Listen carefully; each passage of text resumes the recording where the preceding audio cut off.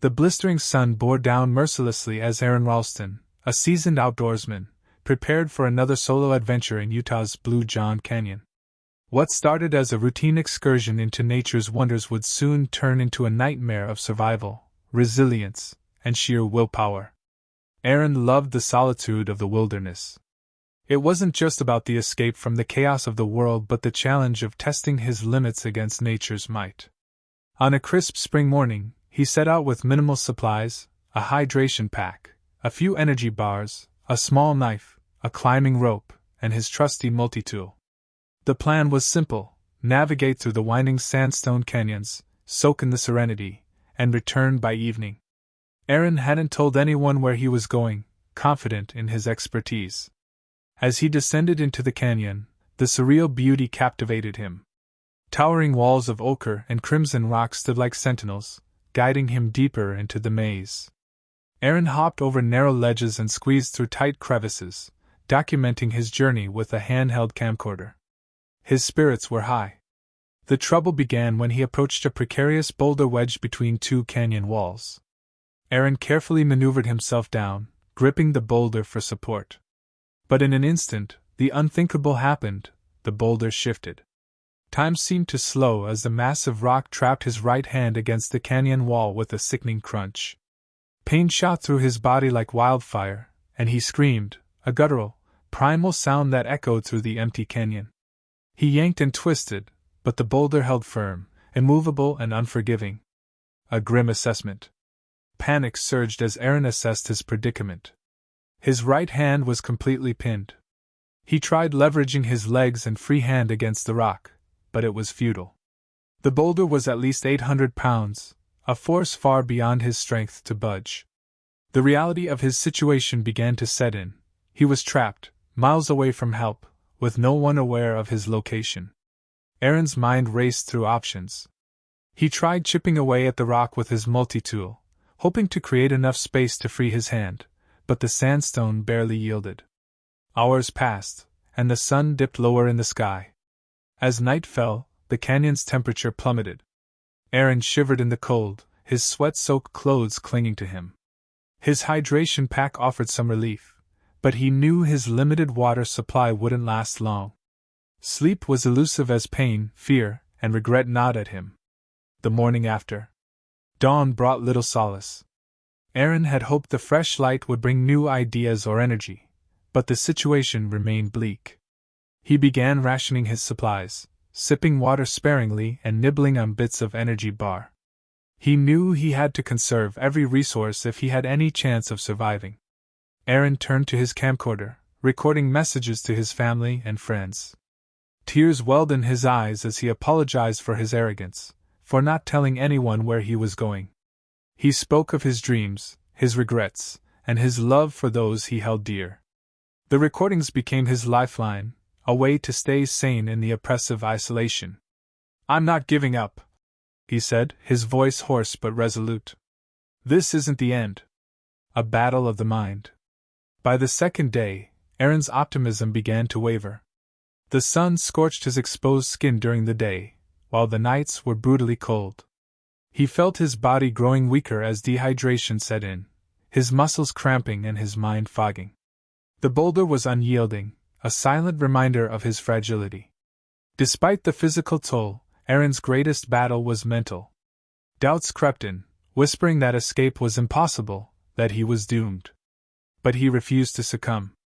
Aron's stubborn resilience was both his greatest strength and his Achilles' heel. The very trait that had led him here might also save him. He revisited the idea of severing his trapped hand. The thought was horrifying, but Aron knew it was his only chance. However, his tools were inadequate for such a gruesome task.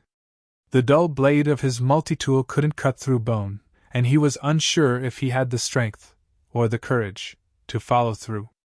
The cruel passage of time. Days blurred together. Aron's water supply ran out on the third day, forcing him to drink his own urine to stay alive. His energy waned, and hallucinations began to plague him, visions of loved ones, of rescue, of freedom. On the fifth day, Aron reached a breaking point. He felt his life slipping away, his body succumbing to the brutal conditions, But in his despair, he experienced a moment of clarity, a vision of a young boy running toward him, calling him, "Dad." Aaron didn't have children, but the vision sparked something within him, the will to survive. "This is not how my story ends," he whispered to himself. A plan of desperation. With newfound determination, Aaron prepared for the unthinkable. He studied his arm, noting where the bones were weakest, and made peace with the decision to sever it. He knew it would be his last chance to escape. The thought of self-amputation was terrifying, but Aaron had no other option. As the sun set on his 5th day in the canyon, he steeled himself for the ultimate test of willpower. "I'm coming back," he promised. "One way or another." The 5th day in the canyon marked a turning point in Aron Ralston's ordeal. With death looming closer with every passing hour, he stared at his trapped hand, now lifeless and swollen. It was no longer a part of him. It was an anchor keeping him from the life waiting beyond the canyon walls. If he wanted to live, he had to leave it behind. The mental preparation. The decision to sever his arm wasn't made lightly. Aaron had spent hours contemplating his options, each scenario grimmer than the last. He had tried every possible method to free himself, using his climbing gear as leverage, chipping at the rock with his multi-tool, even attempting to dislocate his wrist. Nothing worked. By now, his trapped hand was numb, the nerves deadened by the weight of the boulder and the lack of circulation. Aaron realized that if he didn't act soon, he wouldn't have the strength to carry out the grueling task of freeing himself. But how could he do it? His multi-tool wasn't sharp enough to cut through bone. He needed a plan, one that would maximize his chances of survival despite the excruciating pain he would endure. A grim epiphany. It was during one of his many attempts to twist free that Aaron made a gruesome discovery. As he leaned his weight against the boulder, he felt a slight shift, not in the rock, but in his own arm. The bones in his forearm creaked under the strain, and Aaron realized that if he could break them, he might be able to cut through the flesh and tendons with his tool. The idea was horrifying, but it also gave him hope. He spent hours rehearsing the process in his mind, preparing himself for what would undoubtedly be the most painful experience of his life. "I'm not dying here," he muttered under his breath. "Not like this." The execution begins. At dawn on the 6th day, Aaron began. Using the edge of the boulder as a makeshift fulcrum, he positioned his arm and applied pressure. The first snap was sickening, a sharp, visceral sound that echoed through the canyon. Aaron screamed, the pain white-hot and blinding, but he didn't stop. He moved to the second bone, bracing himself for the next break. The process was agonizing, each crack a reminder of the price he was paying for his freedom. When both bones were broken, Aaron collapsed against the rock, drenched in sweat and trembling from the effort. The next step was even more daunting. He unsheathed his multi-tool and began cutting through the soft tissue of his arm. The dull blade struggled against the skin and muscle, and Aaron had to work slowly to avoid fainting from the pain and blood loss. The fight against pain. Every inch was a battle. Aaron's body screamed for him to stop, to give in to the merciful embrace of unconsciousness, but his mind refused to surrender. He thought of his family, his friends, and the life he still had ahead of him. "I'm not done," he whispered, his voice hoarse and broken. "I've got too much left to do." The tendons were the most difficult part. They stretched and resisted, forcing Aaron to saw back and forth with the blade. Blood flowed freely, soaking the sandstone beneath him, but Aaron didn't let himself dwell on the sight. He focused on each small victory, the severing of a tendon, the release of another inch of flesh. By the time he reached the final strands, Aaron was on the brink of collapse. His vision blurred, and his hands trembled so violently he could barely hold the knife. But as the last tendon gave way, he felt a surge of adrenaline and relief. His arm was free. The aftermath. For a moment, Aaron simply lay there, staring at the bloody stump where his arm had been. The pain was still excruciating, but it was nothing compared to the elation of knowing he had done it. He was free. But the ordeal wasn't over. Aaron fashioned a makeshift tourniquet from his climbing rope, tying it tightly around his arm to stem the bleeding. He knew he had to move quickly, Without medical attention, he could still bleed out or succumb to infection. The climb to freedom. Despite his weakened state, Aaron summoned the last reserves of his strength to climb out of the canyon. Each step was a test of willpower, his legs shaking and his vision swimming. He used his good arm to grip the walls of the canyon, pulling himself upward inch by agonizing inch. The climb felt endless, the sunlight above taunting him with its promise of safety. Aaron's body screamed for rest, but he pushed on, driven by the same stubborn determination that had kept him alive for 6 days. When he finally reached the top, he collapsed onto the desert floor, gasping for air. The vast emptiness of the landscape stretched out before him, a reminder of how far he still had to go. A chance encounter. Aaron's journey didn't end with his escape from the canyon. Dehydrated, delirious, and on the verge of collapse, he began the long trek back to civilization. He followed the faint outlines of a dirt trail, hoping it would lead him to safety. Hours later, just as his strength was about to give out, Aaron spotted a family of hikers in the distance. He stumbled toward them, his voice barely audible as he called for help. The hikers rushed to his aid, giving him water and bandaging his wound before calling for emergency services. As Aaron was airlifted to the hospital, he looked down at the canyon that had nearly claimed his life. He felt no anger, no bitterness, only gratitude for the second chance he had fought so hard to earn. The hospital room was quiet, save for the rhythmic beeping of machines and the hushed voices of nurses checking vitals. Aron Ralston was alive, but the road ahead would be just as grueling as his escape from the canyon. The battle to survive had shifted from physical endurance to emotional resilience and the determination to rebuild his life. The immediate aftermath. Aaron's rescue had made headlines across the country. Reporters clamored for interviews, eager to capture the story of the man who had severed his own arm to escape certain death. But for Aaron, the attention was overwhelming. As he lay in the hospital bed, his body weak and his mind clouded with exhaustion, he grappled with the weight of what he had endured. The stump of his arm throbbed constantly, a grim reminder of the price he had paid for his survival. Doctors were amazed at his resilience, but they warned him of the challenges to come. His body had survived a trauma few could endure, but recovery would be long and arduous. There would be surgeries, physical therapy, and the psychological toll of processing the experience. The questions that haunted him. In the weeks that followed, Aaron was plagued by nightmares and flashbacks. He often woke up in a cold sweat, his heart racing as he relived the moments in the canyon.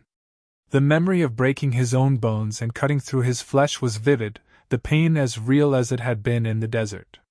He questioned everything: his decision to hike alone, the series of events that had led to his entrapment, and the choices he had made to survive. While he was proud of his determination, he couldn't shake the guilt and regret that gnawed at him. Finding strength in adversity. Aaron's family and friends rallied around him, offering unwavering support as he began the difficult process of recovery. His parents visited daily, their presence a comforting reminder that he was not alone. Friends sent letters and care packages, sharing their admiration for his courage. Slowly, Aaron began to regain his strength. Physical therapy sessions were grueling, but they were also a reminder of his resilience. Each time he managed a new task, whether it was lifting a weight with his remaining arm or learning to navigate daily life with one hand, he felt a surge of pride. A new perspective on life. As Aaron's body healed, so did his spirit. The experience in the canyon had given him a new appreciation for life and the people who mattered most. He realized how much he had taken for granted: the simple joy of a meal shared with loved ones, the comfort of a warm bed, the freedom to explore the outdoors without fear. He also felt a renewed sense of purpose. Aaron knew his story had the power to inspire others, to show them that even in the face of insurmountable odds, the human spirit could prevail. The decision to share his story. It wasn't easy for Aaron to revisit the details of his ordeal, but he knew it was important. He began writing about his experience, pouring his emotions onto the page. The process was cathartic, a way to confront the trauma and find meaning in what he had endured. Aaron's memoir, Between a Rock and a Hard Place, became a bestseller, touching the hearts of readers around the world.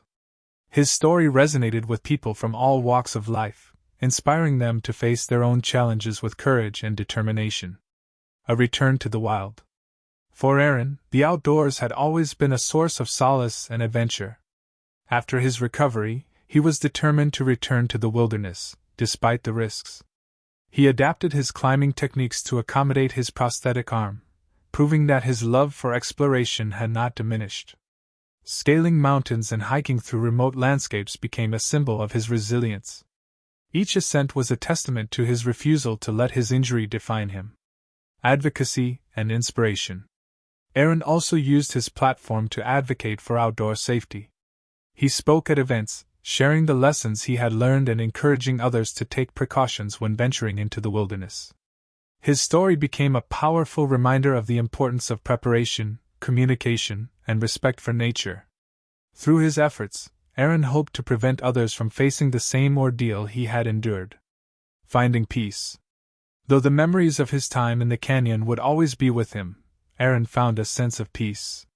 He embraced his scars, both physical and emotional, as a testament to his strength.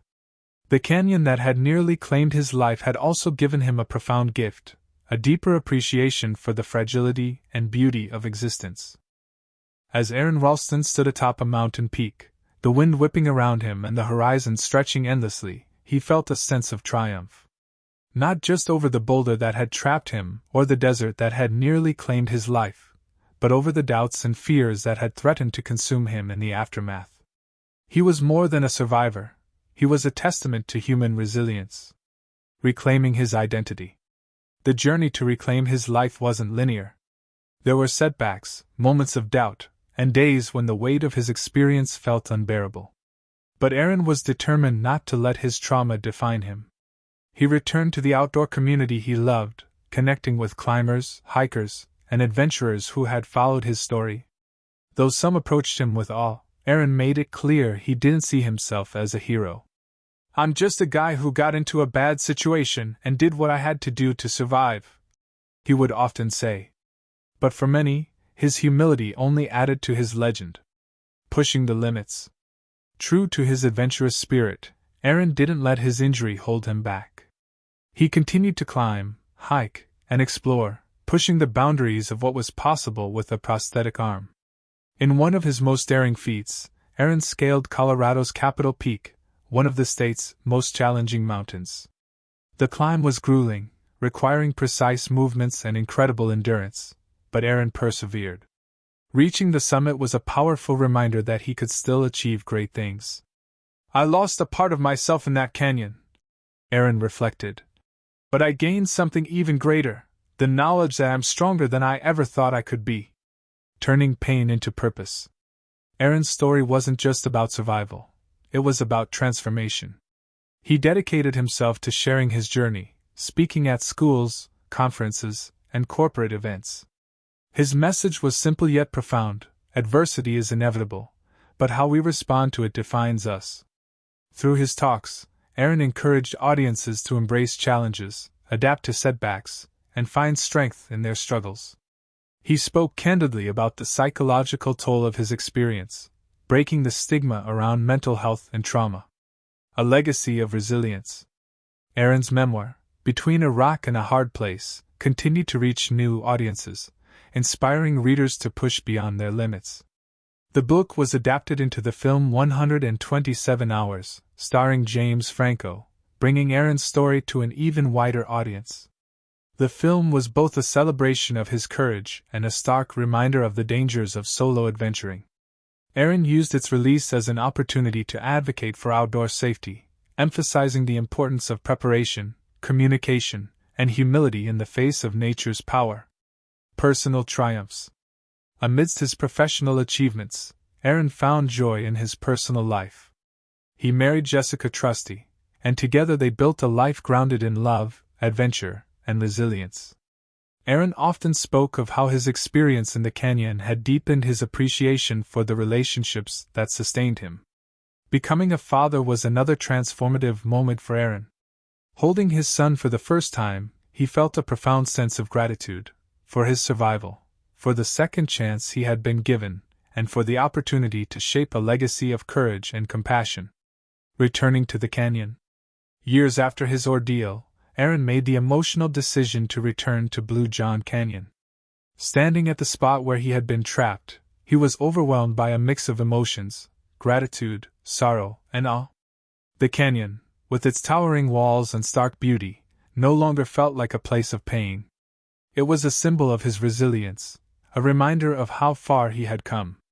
Aaron placed a small memento at the site, honoring the part of himself he had left behind and the journey that had brought him back. Lessons for the future. Aaron's story is not just a tale of survival, it's a blueprint for resilience. He taught the world that even in our darkest moments, we have the power to endure, adapt, and thrive. Life is unpredictable, Aaron often said. You can't control what happens to you, but you can control how you respond. That's where your strength lies. Looking ahead, Aaron continues to inspire others, whether through his speaking engagements, his climbs, or simply by living his life with purpose and gratitude. His journey is a testament to the strength of the human spirit, and a reminder that even in the face of unimaginable adversity, there is always a path forward. As the sun sets over the mountains Aaron loves so dearly, he stands as a symbol of hope, not just for adventurers, but for anyone facing their own battles. His story is a beacon, illuminating the way for those who need it most.